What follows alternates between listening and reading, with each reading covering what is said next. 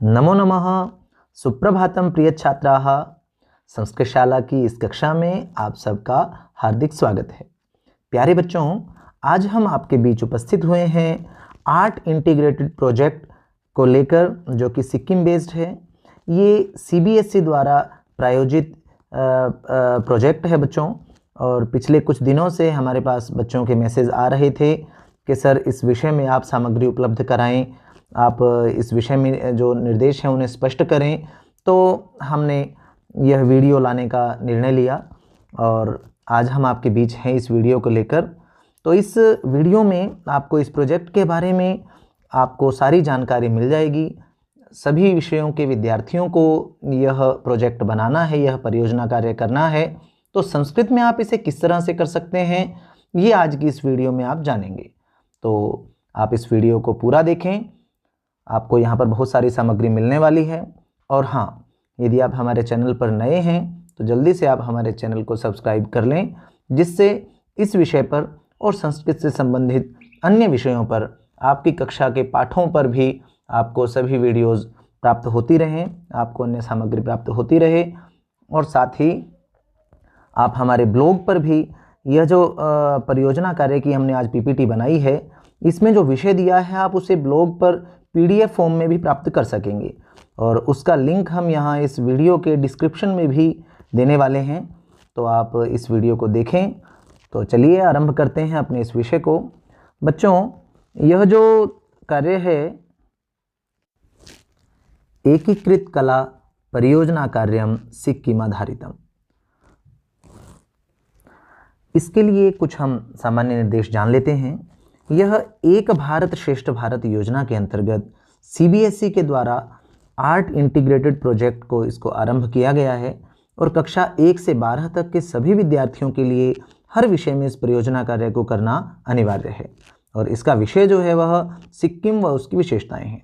वास्तव में बच्चों, यहाँ पर सभी राज्यों को का वहाँ पर उन्हें जोड़ा गया है आपस में।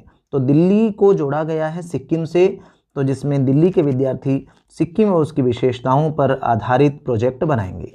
बच्चों, आप यह ध्यान रखें कि यह गतिविधि प्रत्येक छात्र के लिए अनिवार्य है और इसके अभाव में 10वीं व 12वीं कक्षा के एडमिट कार्ड जो हैं वह डाउनलोड नहीं हो पाएंगे।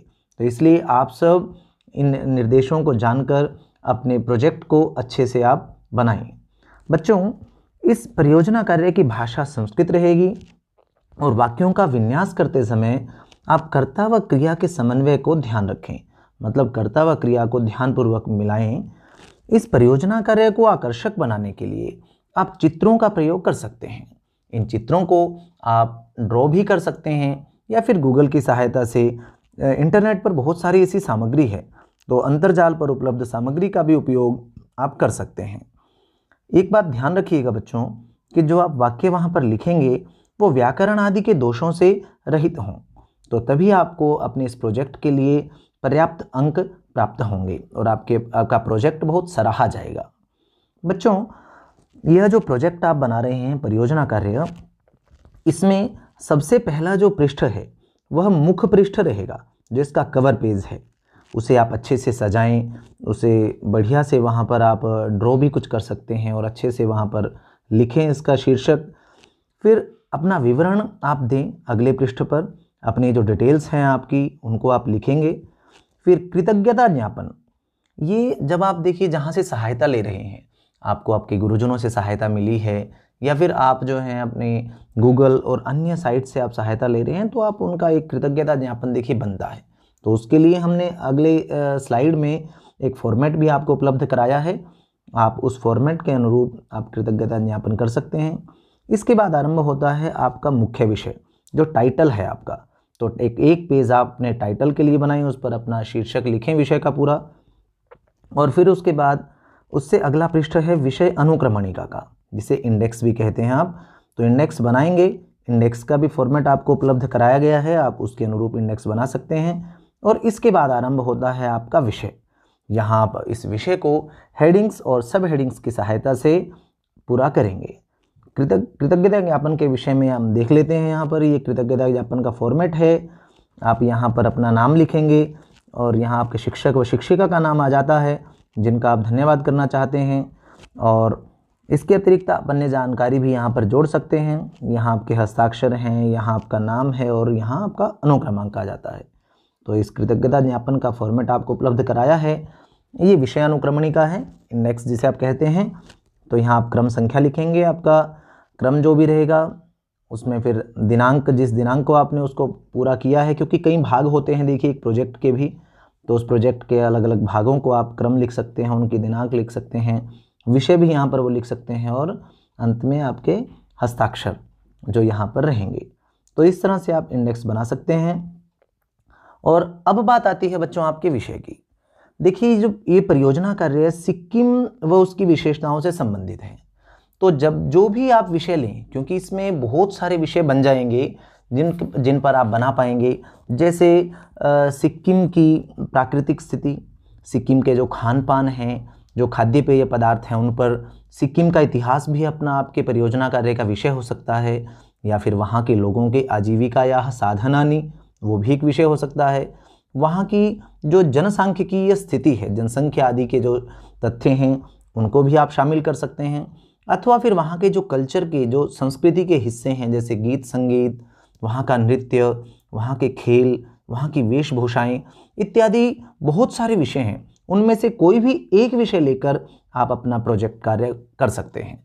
और जो 9वीं से 12वीं कक्षा तक के विद्यार्थी हैं उनके जो प्रोजेक्ट के हम बात करें कि कितने पेज होने चाहिए, तो 8 से 10 पेज में आप इसे बना सकते हैं। और उससे छोटी कक्षाओं वाले बच्चे 5 से 6 पेज तक अपने प्रोजेक्ट कार्य को, परियोजना कार्य को पूरा कर सकते हैं। तो हमने सबसे पहले आपके लिए उपलब्ध कराया है सिक्किम का सामान्य परिचय। ये पेज आप सबके प्रोजेक्ट में लगना है, क्योंकि जब भी सिक्किम के बारे में आप बताएंगे तो पहले उसका सामान्य परिचय अवश्य देंगे। तो देशस्य पूर्वोत्तर भागे स्थितम अतीव रमणीयम राज्यम सिक्किम, अत्यंत रमणीय राज्य सिक्किम है जो देश के पूर्वोत्तर भाग में स्थित है। सुंदर पर्वतैः घाटिभिश्च युतम इदम राज्यम पर्यटकाणाम आकर्षण केंद्रम, यह पर्यटकों के आकर्षण का केंद्र है। और अयम हिमालयस्य आंतरिक पर्वत श्रृंखलायाः एकः भागः अस्ति, क्या यह राज्य हिमालय की जो आंतरिक पर्वत श्रृंखला है उसका एक भाग है, हिमालय में यह बसा हुआ है राज्य। और यह भारतस्य 22तमं राज्यम वर्तते, भारत का यह 22वां राज्य है। भारत में जो राज्य हैं, जब राज्यों का बनने का जो क्रम वहाँ पर आता है तो यह 22वें नंबर पर इसका संगठन हुआ था सिक्किम राज्य का। और जनसंख्या दृष्टिया भारतस्य द्वितीयं न्यून जनसंख्या युतम राज्यम वर्तते, भारत का यह जनसंख्या की दृष्टि से देखें तो सबसे कम जनसंख्या वाले राज्यों में यह द्वितीय स्थान पर है। तो ये हमने सिक्किम का सामान्य परिचय जाना है। इसके पश्चात हम सिक्किम राज्य के विषय में कुछ थोड़ी सी एक, जिसे हम सामान्य ज्ञान कह सकते हैं सिक्किम का, उसके लिए भी एक स्लाइड आपको दी है। इसका भी प्रयोग आप सब जो भी प्रोजेक्ट बनाएंगे उस प्रोजेक्ट में इसका प्रयोग आप कर सकते हैं। तो जैसे सिक्किम राज्यम, इसे क्या कहा जा सकता है, पूर्वस्य स्विट्जरलैंड, ऐसा इसका उपनाम, ऐसा इसे कहा जाता है।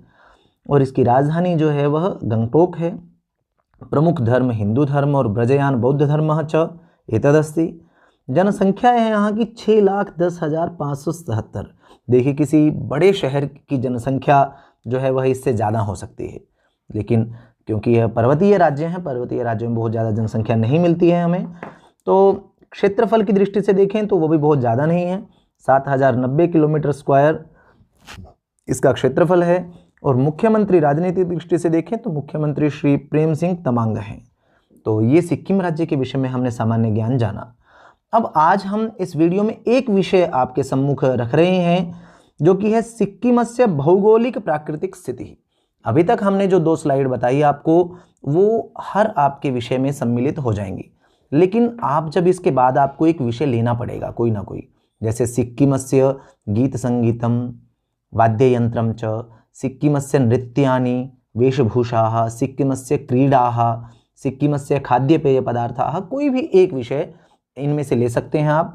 और हमारा ये प्रयास है कि कल तक आपको इन विषयों पर भी थोड़ी थोड़ी जानकारी उपलब्ध कराई जाए। आज हमने सिक्किम की भौगोलिक और प्राकृतिक स्थिति के विषय में आपको थोड़ी सी जानकारी देने का प्रयास किया है, जिससे आप अपने परियोजना कार्य को आरंभ कर पाएँ। आपने इस जानकारी के आधार पर अब इसमें थोड़ी सी और बातें अपनी तरफ से आप बढ़ा सकते हैं गूगल का प्रयोग करते हुए।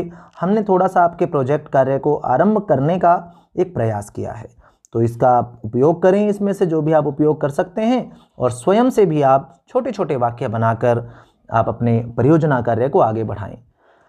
तो जान लेते हैं हमने यहाँ पर भौगोलिक और प्राकृतिक स्थिति के बारे में क्या क्या हम देख सकते हैं वहाँ पर।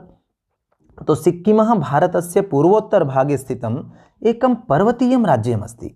सिक्किम भारत के पूर्वोत्तर भाग में स्थित एक पर्वतीय राज्य है।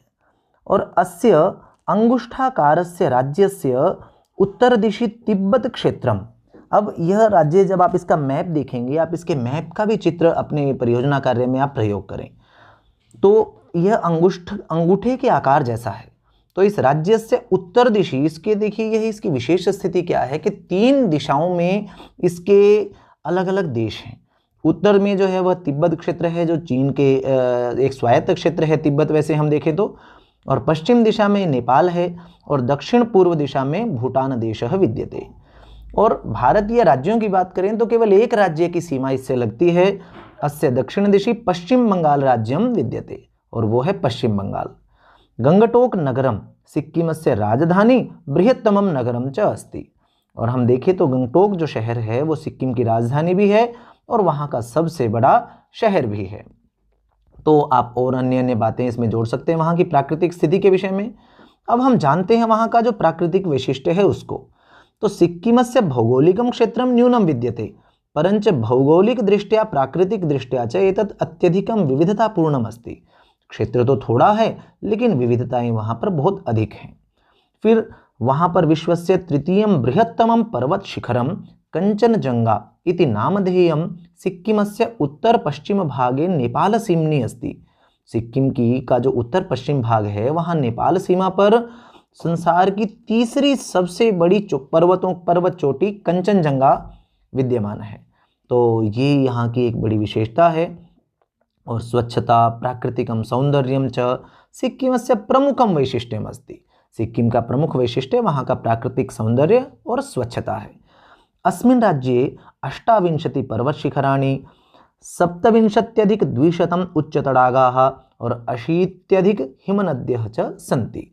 इतने पर्वत शिखर और बड़े तालाब, ऊंचे तालाब और हिम नदियाँ हैं 80 से अधिक वहाँ पर। देखिए बच्चों, यहाँ ये सब बताने और जानने का और क्यों ये प्रोजेक्ट हमें दिया गया है, इसका उद्देश्य भी आपको पता हो कि हम दिल्ली के छात्र जो हैं वो सिक्किम के विषय में जान पाएँ, वहाँ की संस्कृति के विषय में जान पाएँ, वहाँ के लोगों के रहन सहन के विषय में जान पाएँ, वहाँ की प्राकृतिक स्थिति के विषय में जान पाएँ, और अवसर मिलने पर हम वहाँ पर जाकर भी आएँ, देख कर भी आएँ कि जो आप चीज़ें सुन रहे हैं, पढ़ रहे हैं, वो वहाँ पर वास्तव में उनका आनंद कैसा है। तो ये यहाँ पर मुख्य उद्देश्य है। और ये एक भारत श्रेष्ठ भारत जो हमारी केंद्र सरकार का एक अभियान है, उसके अंतर्गत CBSE ने ये प्रोजेक्ट दिया है। तो ये जानने के पश्चात अब हम देखते हैं कि सिक्किम के दर्शनीय स्थल कौन से हैं। तो अनेकानि दर्शनीयानि स्थलानि सन्ति सिक्किम राज्ये। तो एतेषु यहाँ पर नाम दिए हैं आपको, जैसे गंगटोक, युक्सोम, सोमगो लेक, नाथुला दर्रा, पेलिंग, रूमटेक मोनास्ट्री इत्यादि प्रमुखानि सन्ति। ये प्रमुख स्थान हैं जहाँ पर जो दर्शनीय स्थान है सिक्किम के, आप यहाँ जा सकते हैं। और सिक्किम में प्रतिवर्षम नियमित रूपेण हिमपातः भवति। नियमित रूप से हिमपात होता है सिक्किम में हर वर्ष। और एतस्मात् कारणात् पर्वतारोहिणामपि एतत् प्रिय स्थानम अस्ति। पर्वतारोही भी बहुत पर्याप्त मात्रा में वहाँ जाते हैं। और बर्फ़ के जो खेल हैं तो वो भी यहाँ पर आयोजित होते हैं, क्योंकि बर्फ़ पर्याप्त मात्रा में यहाँ पर गिरती है। तो इस प्रकार हमने वहाँ के दर्शनीय स्थलों को जाना। और अब जान लेते हैं कि हम वहाँ पर किस समय जा सकते हैं, क्योंकि पर्वतीय क्षेत्रों में आप किसी भी समय तो नहीं जा सकते हैं, क्योंकि इसका जो उत्तरी क्षेत्र है वो वर्ष के चतुर्मासेषु हिमाच्छादितम भवति। 4 महीनों में तो वहाँ पर बर्फ ही बर्फ रहती है। और ग्रीष्म ऋतु में अत्र वातावरणम सुखदम आनंदप्रदम भवति। लेकिन जो मानसून समय अस्ति तत् भयावह भवति अत्र, यतो ही क्योंकि तस्मिन् काले उस समय में यहाँ पर भूस्खलन का अत्यधिक डर होता है। भूमि जो है वह, पर्वत जो है वह सरकते रहते हैं, दरकते रहते हैं वहाँ पर वर्षा के कारण, इसलिए वो समय जो है वहाँ पर जाने के लिए उपयुक्त नहीं है। तो यहाँ पर वर्णित सभी जलवायुगत विवरणों को ध्यान में रखकर हम अप्रैल और मई मास में वहाँ जा सकते हैं। ये 2 महीने यहाँ पर्यटन की दृष्टि से अत्यंत श्रेष्ठ हैं, अत्यंत यहाँ पर सुविधाप्रद रहते हैं ये 2 महीने। तो इस समय हम जा सकते हैं। और किस प्रकार जाना है ये विवरण भी आपको यहाँ पर इस प्रोजेक्ट कार्य में देखिए बनता है। जब आप प्राकृतिक स्थिति का वर्णन कर रहे हैं, दर्शनीय स्थलों का वर्णन कर रहे हैं, तो कब जा सकते हैं और कैसे जा सकते हैं। तो मार्ग की दृष्टि से देखें तो सिक्किमस्य स्वकीयं वायुस्थानकम रेलवे नेटवर्क इत्यपि च नास्ति। सिक्किम का अपना जो वायुयान जो मतलब हवाई अड्डा भी नहीं है वहाँ पर, और वहाँ रेलवे भी नहीं है। तो फिर लेकिन मार्गाणाम विस्तृतम जालम अस्ति, मार्गों का बड़ा यहाँ पर विस्तृत जाल है, बहुत सारे यहाँ पर मार्ग हैं, अच्छे बने हुए रास्ते हैं। तो जब आप वहाँ पर जाना चाहते हैं तो वायु मार्ग से यदि आप जाना चाहते हैं तो अत्र आगमनाय पश्चिम बंगाल स्थितम बागडोगरा इति स्थानम प्राप्तव्यम। पश्चिम बंगाल में वहाँ एक गंगटोक से 125 किलोमीटर की दूरी है बागडोगरा स्थान की। तो बागडोगरा में यहाँ हवाई अड्डा है, आप यहाँ तक हवाई यात्रा कर सकते हैं। उसके पश्चात आप सामान्य सड़क मार्ग से भी गंगटोक और अन्य स्थानों पर जा सकते हैं। और यदि रेल मार्ग से जाना चाहते हैं तो पश्चिम बंगाल के न्यू जलपाईगुड़ी स्थान पर आप जा सकते हैं। तो इस प्रकार हमने देखा यहाँ पर सिक्किम के प्राकृतिक और भौगोलिक स्थिति का पर्याप्त विवरण यहाँ पर उपलब्ध था। तो ये थोड़ा सा इसकी वानगी आपको दिखाई थी, एक उदाहरण आपको दिया कि कैसा आप कर सकते हैं। आप इसमें अपनी ओर से कुछ चीज़ें जोड़ सकते हैं गूगल की और इंटरनेट की सहायता लेते हुए। तो मुझे उम्मीद है कि ये आपके बहुत काम आएंगी। और आज की वीडियो में हमने इस एक विषय को प्रस्तुत किया है। हम अगली 2-3 वीडियो और इस पर लेकर आने वाले हैं अगले 1-2 दिन में, जिसमें अन्य विषय भी आपके समक्ष उपस्थित किए जाएंगे। क्योंकि यह ग्रुप में भी यह कार्य हो सकता है, 4 या 5 बच्चे मिलकर एक प्रोजेक्ट को भी कर सकते हैं। तो केवल एक विषय से आपका कार्य नहीं बनना है, लेकिन इससे आपको एक दिशा जरूर मिलेगी कि आप क्या क्या कर सकते हैं। तो बहुत अच्छे से आपने इसको सुना, धन्यवादः भवताम। और मिलते हैं इसी विषय पर आधारित आपकी अगली वीडियो में। तब तक आप आनंदित रहिए, स्वस्थ रहिए। नमो नमः।